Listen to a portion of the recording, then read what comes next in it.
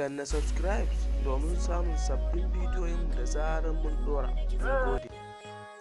An yi wata zazzafan muhawara a cikin tashar labaran na wadda aka fi sani da BBC Hausa, inda suke tambayar cewa idan ka samu damar rubuta ma shugaban ƙasa Muhammadu Buhari wasiƙa, wani irin abu ne ya kamata ka ce ko wasu irin shawara ce ya kamata ka bashi.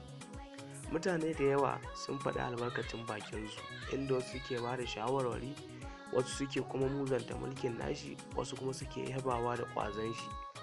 Mutane da yawa sun faɗi cewa su ba su ga wani ci gaba ba a cikin wannan mulki, wasu kuma sun faɗi cewa suna jin daɗin haka, wasu kuma suna mai fatan alkhairi na ya yi da mulkinsa lafiya cikin ƙoshin lafiya, wasu na mai fatan alkhairin cewa Allah ya tsare shi ya ja da mulkin shi, inda kuma wasu suke ƙara ba shi shawarwari akan cewa ya dubi 'yan arewa, ya duba halin da suke ciki. BBC Hausa ne suka danna subscribe domin samun sabbin bidiyoyinmu da zarar mun ɗora.